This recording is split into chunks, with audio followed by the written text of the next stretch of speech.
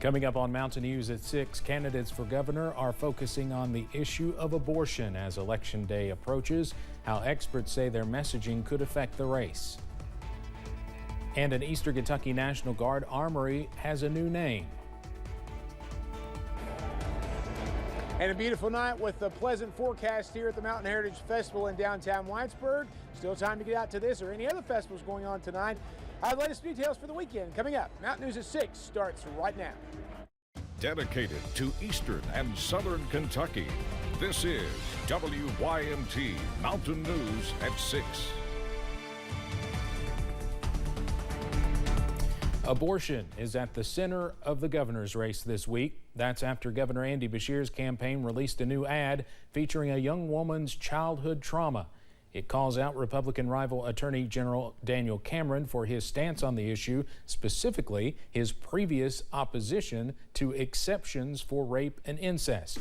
Julia Sandor talked with a political expert about the state of the election and how the issue of abortion could affect the race. Anyone who believes there should be no exceptions for rape and incest could never understand what it's like to stand in my shoes. That's just one part of the latest ad from the Beshear campaign, targeting Republican rival Attorney General Daniel Cameron's stance on abortion. Cameron responded to the ad, calling it a disgusting false attack. I've said if the legislature were to bring me a bill with exceptions, I would sign it. Before the ad even hit your screens, political expert Dr. Stephen Voss says the issue of abortion already gave Governor Andy Beshear the upper hand in this race. Beshear is going into re-election now after Roe v. Wade has been struck down. And Kentucky has a trigger law that kicked in, restricting abortion to such a degree that now it's the Republicans who are on the defensive.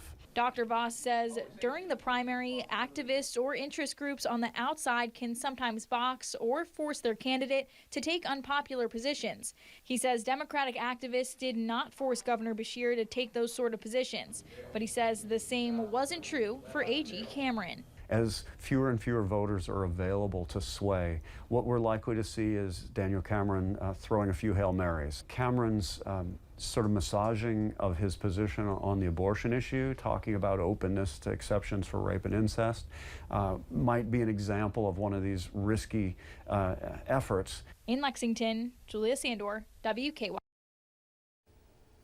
Right now, abortion is banned in Kentucky at all stages of pregnancy. That is after the state's trigger law went into effect after the U.S. Supreme Court overturned Roe v. Wade. The only exceptions are to save the life of the mother or to prevent a disabling injury. The ACLU is currently looking for patients who are in Kentucky and need abortion access and are willing to participate in a legal challenge. That's after the Kentucky Supreme Court ruled that healthcare providers could not bring a challenge on behalf of their patients. The Whitley County Sheriff's Department is asking for help locating a Southern Kentucky man with active warrants for his arrest. 27-year-old Charles Shores of London is believed to be staying in the Canada Town community of Whitley County. Jail records show Shores has a lengthy criminal history dating back to 2014. Deputies ask anyone with information about where he is to contact Whitley County Dispatch at 606-549-6017. Two people are behind bars following a drug trafficking investigation in Harlan County. Tuesday, multiple law enforcement agencies served 34-year-old Calvin Pace and 39-year-old Candy Ball, both of Lynch, with parole violation warrants. When officers served the warrants, they found money and drug paraphernalia during the search. Both Pace and Ball were taken to the Harlan County Detention Center and are being held there on a $10,000 cash bond. Police in Corbin are asking for help finding a man wanted in regards to a theft case. Take a look at your screen. The Corbin Police Department says this man is wanted for questioning about a theft that happened at a business in Corbin. Police say it happened on Monday. If you have any information about this case, contact Corbin PD at 606-528-1122. All information can be kept anonymous. An East Tennessee man was indicted last week on additional charges of child sexual abuse. 32-year-old Daniel Jack Goins of Tazewell was originally indicted in April 2020 on more than 100 counts of various crimes against children. After more indictments were handed down by a Claiborne County grand jury, an investigation determined Goins was in Kokomo, Indiana. He was arrested in Indiana and held for extradition. He was brought back to Claiborne County yesterday.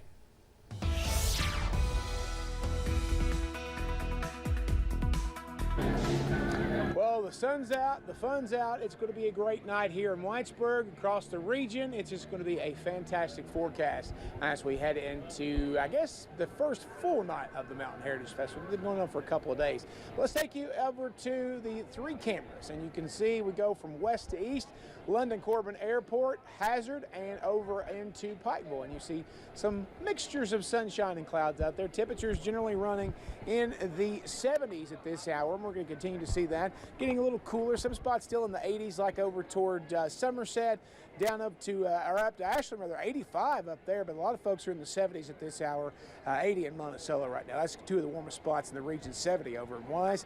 We take a look and see what's going on there for the rest of the evening with the fall countdown. We've got that coming up for you, and of course, that's going to be coming up before you know it. We're going to be seeing the trend basically taking us into fall by early Saturday morning, 2:51. So by the time you wake up on Saturday, it will be fall. And then, of course, we're going to continue to see that cooler air as fall builds in, mostly a dry, cold front that's going to be seeing some cooler temperatures as we head into the first weekend of fall. And we're going to continue to track all of that, plus some possibilities for some rain chances coming up in the full forecast in just a few minutes. Steve? Brandon, thank you. Today, Governor Beshear announced more help is coming to fix areas devastated by flooding last year. One of those areas is Buckhorn in Perry County. The city was approved for nearly $70,000, which will go towards resurfacing 3 streets. Those are Bill Owens Lane, Buckhorn Lane, and Witherspoon Way. City officials say their streets are long overdue to be resurfaced. This latest round of funding totals more than $6 million.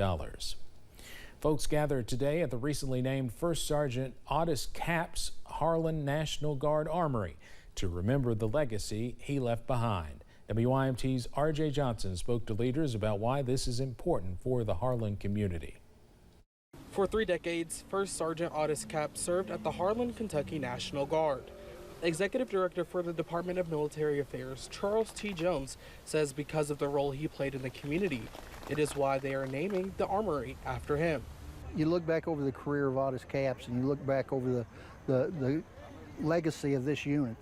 Otis Capps was embedded in this unit for 30 plus years. He says Capps was the face of the armory and was a part of building up what the armory is today.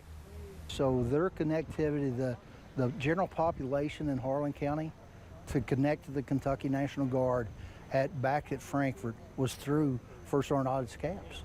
Adjutant General Hal Lamberton says this ceremony shows how impactful his role in not only the community, but the National Guard as a whole. So quite simply in honoring and recognizing First Sergeant Capps, and as you probably saw by the ceremony, he still has a lot of family who are still here in the area.